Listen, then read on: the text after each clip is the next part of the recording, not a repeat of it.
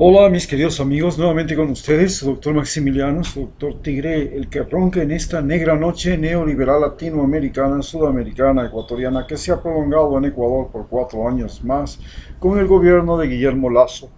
y que ahora nos, se complica la situación cuando está a punto de llegar el fenómeno del niño, es decir, el fenómeno de la niña.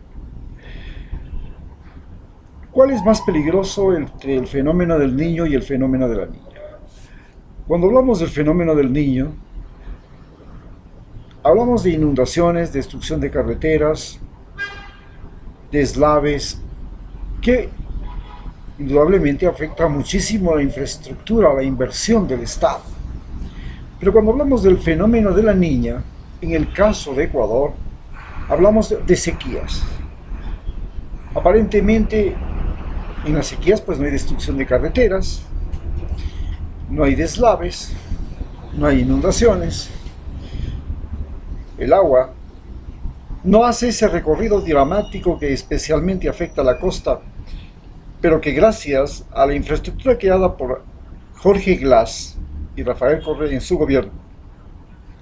que comprende las hidroeléctricas y las enormes represas que se hicieron en la costa, estas represas ahora terminan favoreciendo a periodos de sequía en los cuales el agua está represada y puede ser utilizada, evitando las consecuencias de este periodo. En cambio, en las inundaciones lo que hace es amortiguar la violencia de los caudales y consiguen que no haya mayor destrucción. Pero en la historia de Ecuador las sequías han sido tremendamente serias. En los años 60, 70, tuvimos una terrible sequía, igualmente por el fenómeno de la niña, que llegó a desplazar a la población de Loja, que invadió la zona de Santo Domingo, la zona de Sucumbíos, donde empezaba la exploración petrolera en los años 70, y dio origen justamente a la ciudad de Nueva Loja, hoy llamada Lago Agrio. Y en esa ciudad los lojanos se asentaron y cambiaron la genética y la distribución étnica del país. En los años 90 tuvimos otra sequía tremenda,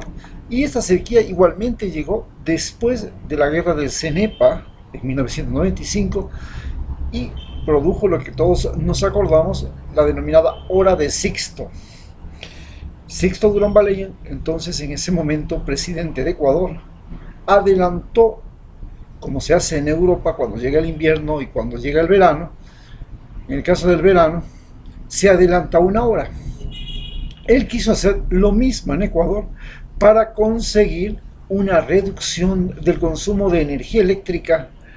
porque la central hidroeléctrica Paute, que era el principal proveedor, había bajado tanto su caudal que no producía energía eléctrica. Esto afectó gravemente a cientos de empresas y negocios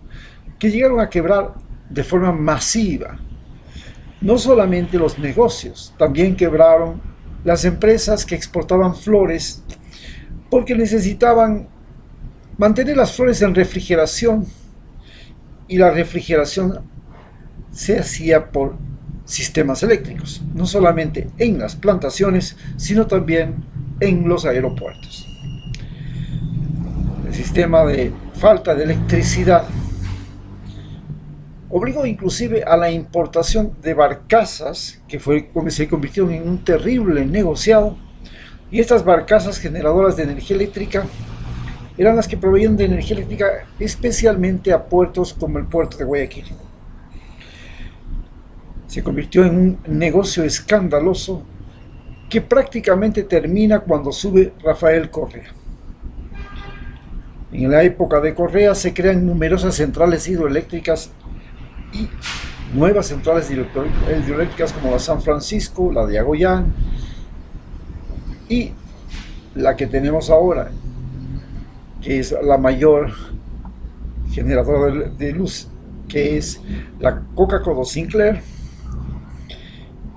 Han logrado evitar que en periodos de sequía el Ecuador se vea sin energía eléctrica en un momento en que la energía eléctrica es muchísimo más importante, porque con la pandemia todo el mundo ha tenido que trabajar en su casa mediante internet. El celular llegó, y cuando llegó el celular, la dependencia de la energía eléctrica se volvió mucho mayor. Hay que recargar los celulares y numerosos electrodomésticos. Ahora pues estamos ya con los primeros vehículos eléctricos. Muchas motonetas son las primeras que han llegado y que se distribuyen por todas partes, en su mayoría de origen chino, y la electricidad se vuelve algo fundamental. Una llegada del fenómeno de la Niña que provocase una sequía que podría prolongarse por 6 a 8 meses en el próximo periodo de año, significaría, a más de la gran destrucción de plantaciones, especialmente de ciclo corto, como las que producen en la provincia de Manabí la piña, la yuca, el frijol, el maíz, el arroz. Y esto significa desabastecimiento del mercado nacional. Una caída del arroz puede levantar a la población, porque el arroz es prácticamente el elemento fundamental de la dieta de los ecuatorianos. Además, con una sequía prolongada, pues se incrementaría la deforestación, especialmente en las áreas protegidas que comprenden el 30% del país, y esta deforestación incluido la tala y quema, que es la modalidad mediante la cual los campesinos expanden el territorio agrícola en el país, significaría una mayor ausencia de lluvias, una menor retención del agua y una mayor movilidad de las nubes, que al disminuir los glaciares, que es lo que se prevé en los Andes, hacen que las nubes se dirijan directamente del Pacífico al Atlántico, del Atlántico al Pacífico, sin producir lluvias en los Andes, o del hemisferio norte al hemisferio sur y del hemisferio sur al hemisferio norte, sin ser retenidas, porque se altera los centros de enfriamiento del planeta, que son normalmente los glaciares que existen en los polos, que existen en los Andes, y que son a los que se deben las lluvias que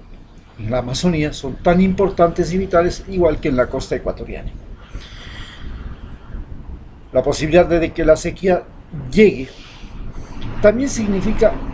que se sumaría al gran problema generado por la pandemia, que es la gran mortandad que hemos tenido, a eso seguido por la gran cantidad de enfermos y de personas susceptibles,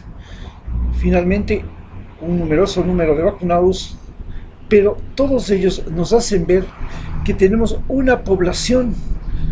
que, por el estado físico, por el distanciamiento social, por la cuarentena, no ha podido trabajar. A su vez, esto también nos lleva de paso a pensar en lo que está sucediendo con respecto a las personas endeudadas, quebradas, que en este momento tienen que responder ante los servicios públicos, como por ejemplo la electricidad y el agua, que tuvieron inclusive amortiguado su pago durante un largo periodo de tiempo, pero que después llegó convertido en un verdadero tormento para las familias, que tienen que pagar, entre comillas, un crédito otorgado por el Estado, que es mortal. A su vez, los que tienen carros, los que tienen créditos bancarios, los que tienen casas, se tienen que enfrentar a que no pueden pagar esos créditos. Muchos de ellos, ante esta situación, han optado por mandarse a cambiar, largarse del Ecuador, y esto es lo que ha originado la enorme ola migratoria que está saliendo de Ecuador, que hasta comienzos del siglo XX era una ola migratoria especialmente de adultos que tenían conocimientos, condiciones físicas y condiciones psicológicas, con lo cual el país perdió muchísimo. porque perdió gente a la que había dado educación, salud, protección social y que abandonaban el país para ir a trabajar en otros países. Y gracias a ellos, por supuesto, el Ecuador pudo salvar la economía en aquella época, primero de la sequía de la Niña, en la época de Sixto, que se comenzó a producir la gran ola migratoria, en la quiebra bancaria, que se produjo la mayor ola migratoria que tiene recuerdo Ecuador, y que las remesas salvaron a la economía, lo que enviaban los inmigrantes desde los países, especialmente España, Italia, Estados Unidos, y finalmente, ahora, esta ola migratoria es básicamente de muchachos, de niños, de mujeres las que se van. Estamos perdiendo el elemento juvenil. Y estos muchachos que se van son invasores, gente que llega a esos países de manera ilegal, atravesando la frontera entre México y Estados Unidos, por sobre todo, y acompañando a una gran masa humana, como la de los haitianos, la de los centroamericanos, que están tratando de meterse a los Estados Unidos a como dé lugar y aguardando la oportunidad en el lado mexicano. Esta es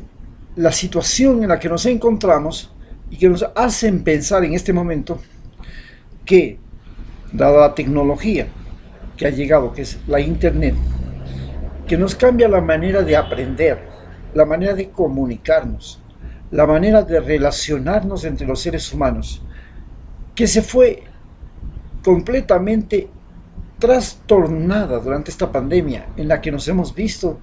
distanciados unos de otros. La gente que no está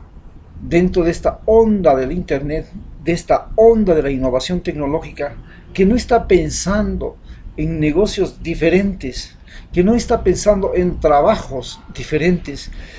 porque los trabajos a los que estábamos acostumbrados prácticamente han desaparecido. Nos enfrentamos a la situación más compleja que hayamos vivido en los últimos años y que, si llegase a llegar el fenómeno de la Niña, podría llegar a significar que el Ecuador entre en una fase dramática de inconformidad social que podría desestabilizar el gobierno e inclusive podría llevar a una parálisis total del Ecuador. Muchas gracias.